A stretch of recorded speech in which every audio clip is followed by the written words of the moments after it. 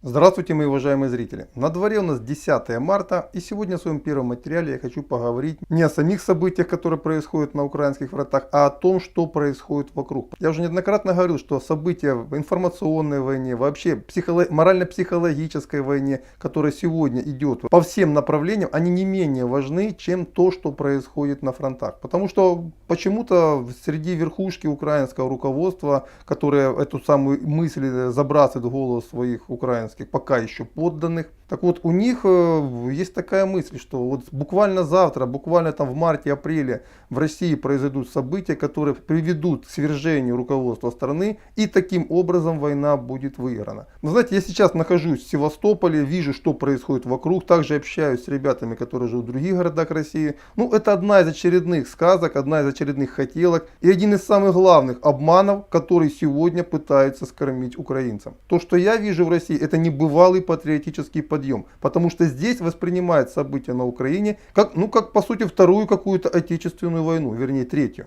Здесь воспринимают события на Украине как необходимость. Необходимость освобождения Украины и ее народа от той клики, которая и начала войну, но не в 2022 году, а в 2014.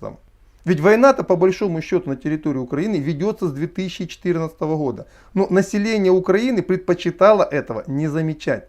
Меня не касается, ну и слава богу. А война, она имеет такое свойство, если ты ее долго не замечаешь, то она рано или поздно приходит в твой дом. Это очень страшно, это очень плохо. Тем не менее, так бывало всегда. Но вернемся к России. Что происходит здесь? Вы знаете, российское руководство, похоже, очень неплохо к этой войне подготовилось. Причем в данном случае мы говорим не о войне на Украине. Мы говорим о войне с Соединенными Штатами Америки за передел мира.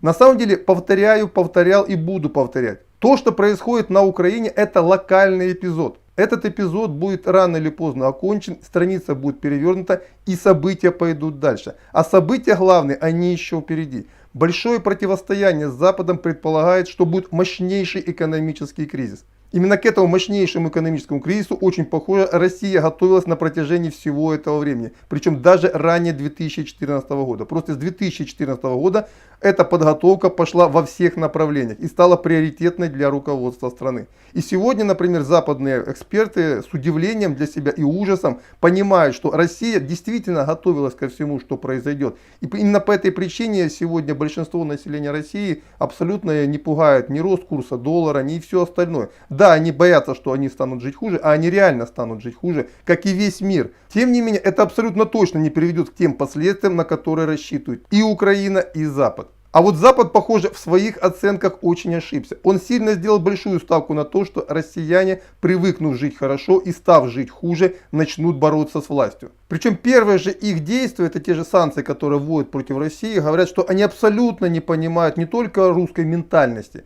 они совершенно не понимают то, чем живет русское общество. Ну, просто всего для примера. В России очень положительно восприняли то, что Запад ударил по российским олигархам. В России очень положительно восприняли то, что западные компании из России уходят, и российское руководство уже, по сути, объявило об их национализации. Вообще, вы знаете, похоже, вот эти санкции, которые сегодня сделали Запад по отношению к России, они полностью развязывают руки руководству страны. Оно не только полностью зачистило свою политическую оппозицию, причем буквально в считанные дни закрыло все их радио, телевизионные точки, оно еще начало делать те реформы, которые российское общество от него требовало на протяжении последних 2 десятилетий. Суверенизация, национализация и в перспективе даже деолигархизация. Причем да, в России безусловно закроются некоторые производства, все это безусловно будет, но в России также есть огромный дефицит рабочей силы, который ранее закрывали, например, иностранные рабочие. И соответственно, если количество рабочих мест где-то сократится, даже на пару миллионов человек, для России это не будет критическим.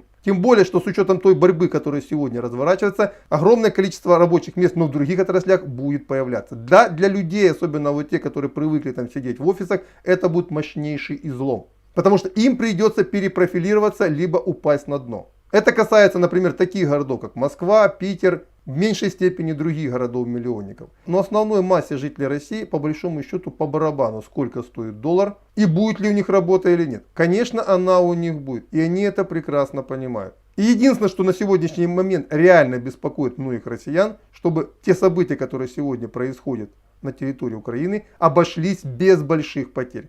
Вот это действительно их волнует. Все остальное, пока то, что предлагает Запад против России, оно играет скорее на руку российскому руководству, чем против него. А вот то, что происходит на Западе, уже жители некоторых европейских стран ужасает. Ведь все прекрасно понимают, что рано или поздно этот кризис коснется их.